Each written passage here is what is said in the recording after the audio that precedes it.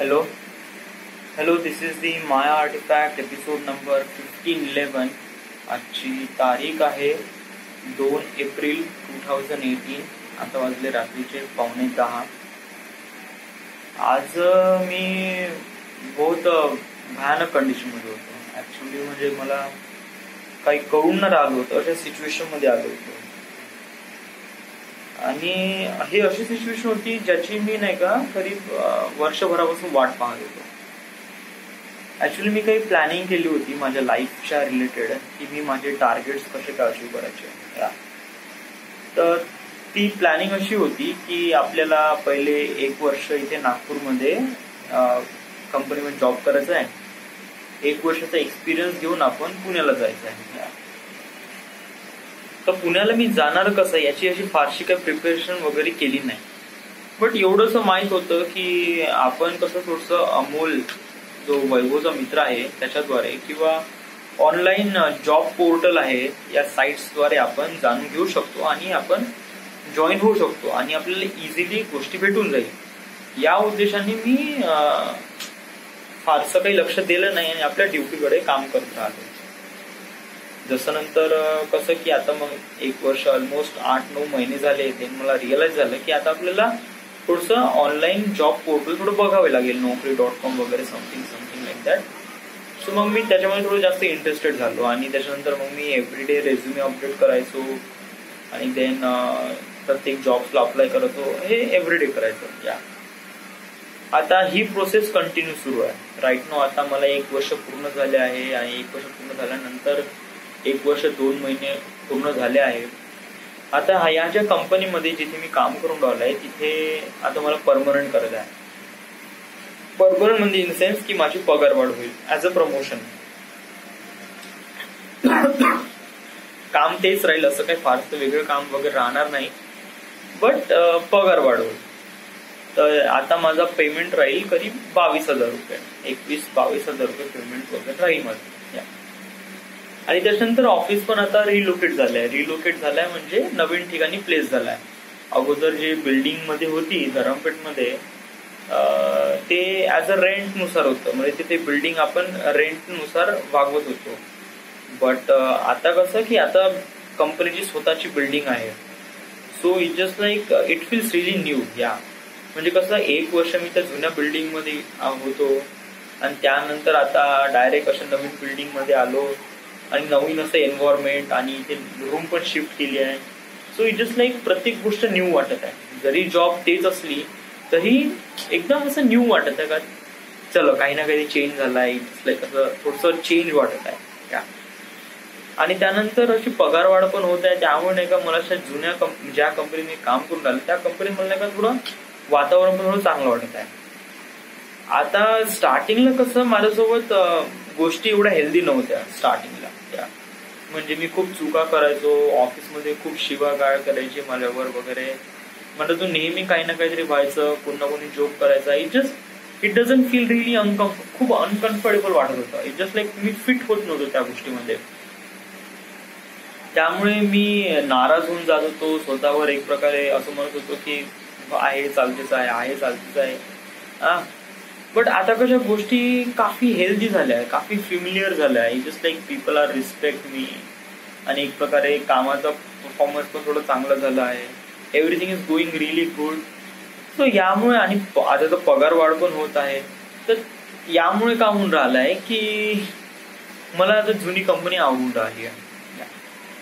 आता याच्यामध्ये प्रॉब्लेम काय? आता याच्यामध्ये प्रॉब्लेम हा आहे का ही कंपनी आवडून राहिली, चलो ठीक आहे, कंपनीमध्ये काही प्रॉब्लेम नाही, everything going relief well. But it just like आपल्याला पुण्याला जायचं आहे. कारण जोपर्यंत आपण पुण्याला जाणार नाही आपण त्या फिल्म स्कूलमध्ये ऍडमिशन घेणार नाही. आणि जोपर्यंत आपण फिल्म स्कूलमध्ये ऍडमिशन घेणार नाही आपलं फिल्म करिअर काही स्टार्ट वगैरे काही होणार नाही. जे आपले टार्गेट्स आहेत, जे आपण ठरवले होते की आपल्याला असं करायचं आहे तसं करायचं आहे, ते पॉसिबल होणार नाही. तर आपल्याला पुण्याला जाणं is kind of like really important to me. तर असे मी टार्गेट ठरवले होते. आता हे टार्गेट आले आहे जवळ. आणि त्याच्यानंतर मग मी कसं ते जॉब पोर्टलवर साईट वगैरे शोधत होतो आणि कसं आहे की तेव्हा मला खूप जास्त गरज वाटत होती का मला फटाकसे कुठे जॉब भेटला पाहिजे आणि मी फटाकसे केलो पाहिजे. कारण तेव्हा मला नाही का कसं ऑफिसमध्ये बिलकुल एक क्षण पण जगूशी वाटत नव्हतं. बट आता कसं आहे की गोष्टी बिलकुल अपोजिट आहे. आता इट जस्ट लाईक ऑफिसमध्ये जगूशे वाटत आहे, इट जस्ट लाईक 8-8, 10-10 घंटे काम करूशा पण वाटत आहे, काही वाटत पण नाही. आणि त्याच्यानंतर काय आहे की 8-8, 10-10 घंटे त्याच्यानंतर कसं आहे की मला पुन्हा नवीन जॉब्सची ऑफर आली आहे. या इट जस्ट लाईक आज मला 2 मेल आले इंटरव्ह्यूचे. ईमेल आले ते तुम्ही या तारखेला होता का वजन. सो इट जस्ट लाईक मी एकदम ह्याच्यातच गेलो, मला हे काय आहे म्हणलं, एकदम अचानकपणे आलं आणि मी पूर्ण शॉकमध्येच गेलो. कारण मी आज डिसाईड केलं होतं की आज कसं एकदम बिलकुल ऑफिसमधून आल्यानंतर मी थोडंसं झोपीन, संध्याकाळी आपल्यापेक्षा प्रोजेक्टर आहे, लॅपटॉप आहे, मस्त ते पिक्चर पाहिजे मस्त जोरदार पैकी आणि मस्त झोप घेईन. एव्हरीथिंग गोइंग रिली वेल. या असा विचार केला होता मी.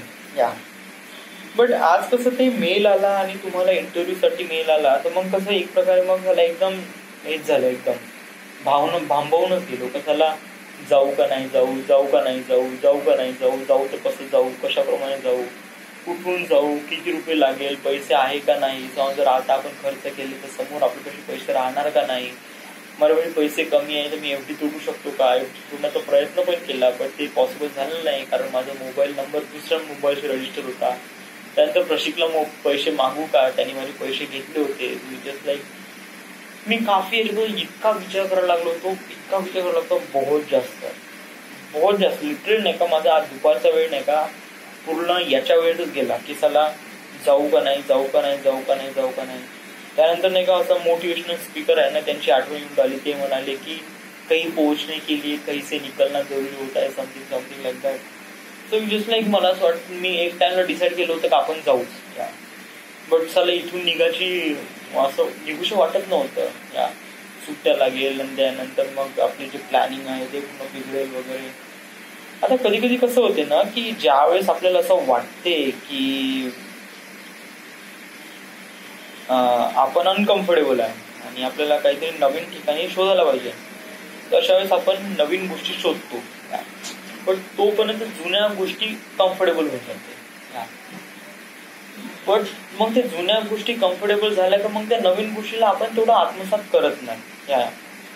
आणि मग कसं आहे की बट ऍज अ फ्युचर दृष्टिकोनाने आपल्याला ती गोष्ट आत्मसात करणं इम्पॉर्टंट आहे. बट मन नाही मानत. मन मानते की आपण इथेच राहावं, इथेच सगळ्या गोष्टी आहे आपल्या, इथेच लाईफ असं वाटतं. बट कधीतरी आपल्याला समजावं लागेल ना, कधीतरी आपण समजून घ्यावं लागेल की अशा गोष्टी पण येईल आणि त्यावेळेस आपल्याला या सगळ्या गोष्टी हँडल आउट कराव्या लागेल. सो या तर मग आज तू गेला का नाही. या इंटरव्ह्यू कॉल आहे, तुला पुण्याला जायचं होतं, तुला पुण्यातून कॉल आला आणि ते पण चांगले सॅलरी देत होते, तू गेला का नाही. या म्हणजे ऍक्च्युली कसं आहे की समजा तू गेला नसता तर तू डेफिनेटली फेल झाला नसता, डेफिनेटली तुला जॉब लागली नसती. पण तू गेला असता तर शायद तुला जॉब लागली असती, शायद.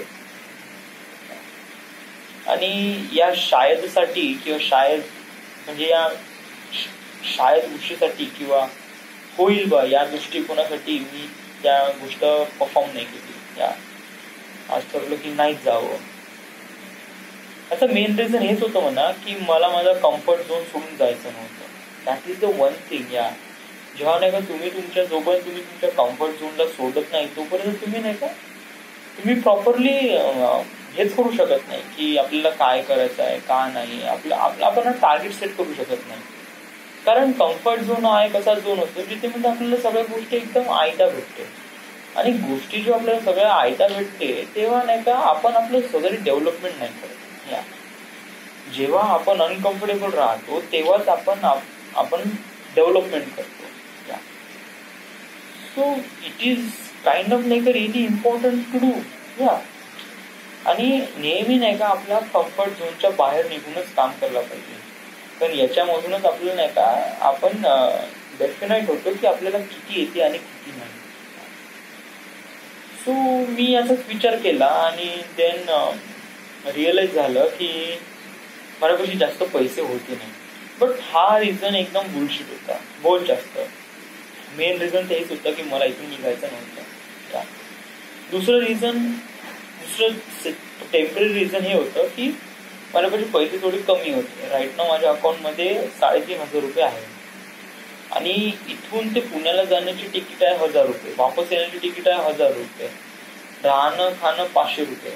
2,500 रुपये कुठे गेले माहीतच नाही पडलं असतं तुला. कारण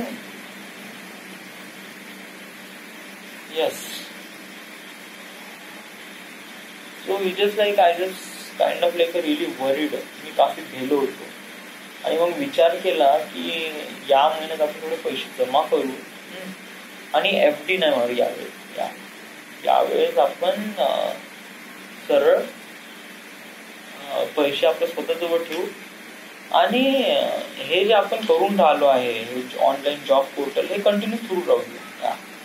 आता जे आपल्याला मेल आले आहे त्याचे आपण थोडं दुर्लक्ष करू आतासाठी राईट नाव.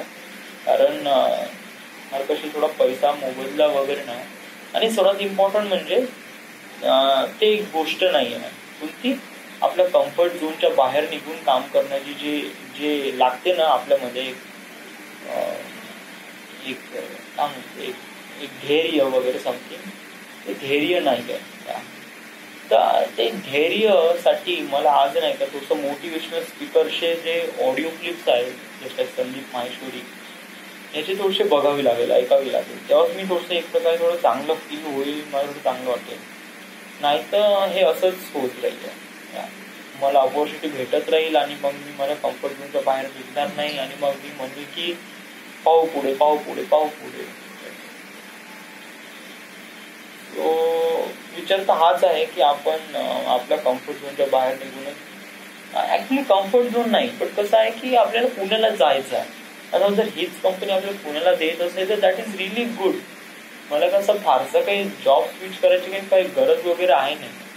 बट कसं आहे की आता यांचे कॉन्टॅक्ट पुण्याला आहे बट ॲज अ क्लायंट लेवलवर, ॲज अ करिअर लेवलवर असे नाही आहे. So it is like kind of like a really difficult. But आपल्याला अपॉर्च्युनिटी भेटून राहिले दुसऱ्या कंपनीशी. So it is like you have to go right. Yes, तर आपण म्हणजे या महिन्यात म्हणजे हार्डली 14 तारखेपर्यंत आपल्याला पेमेंट पण येईल, FDचे पैसे पण येईल आणि असे इंटरव्ह्यूचे कॉल वगैरे आले की आपण त्यांना एकदा फोन करायचं, म्हणायचं तुमच्यापाशी रिक्वायरमेंट वगैरे अवेलेबल आहे का आणि असेल तर मग आम्ही येऊन राहिलो या तारखेला. ऑलराईट, तो आता असं सांगायचं. माझा प्रयत्न हाच राहील का आपण याच गोष्टी प्रॉपरली समोर अंडरस्टँड करायच्या. कारण कधी कधी असं वाटते ना की जेव्हा आपल्यापाशी अपॉर्च्युनिटी असते आणि अपॉर्च्युनिटी भेटल्यानंतरही आपण काहीच करत नाही तेव्हा कसं एक प्रकारे रिग्रेट फील वाटायला लागते की ह्या झाला आपल्यापाशी चान्स होता बट आपण त्याचा प्रॉपर युटिलाइज केला नाही. असं नाही झालं पाहिजे. कारण सांगू हे जे कंपनीज आहे ज्यांचे मला मेल्स आले आहेत हे company is one of the most amazing company. इथे यांचं स्टार्टिंग पेमेंट तर 20-25 हजार रुपयापासून सुरू होतो. तो विचार कर का हे किती फास्ट ग्रोईंग कंपनीज आहे आणि मला यांच्यासोबतच काम करायचं आहे. जस्ट लाईक समटाइम्स नाही का कधी कधी नाही का कहीं पर पोहोचने के लिए कहीं से निकलना जरुरी होता है. हे जेव्हा अक्षय यांनी नाव काय यार रणबीर कपूरने जेव्हा म्हणलं होतं त्या पिक्चर मध्ये होता ये जवानी ये दिवानी, तो मला बहुत आवडला. मित्रांसोबतचे जे कॉन्टॅक्ट आणि त्याच्यानंतर जो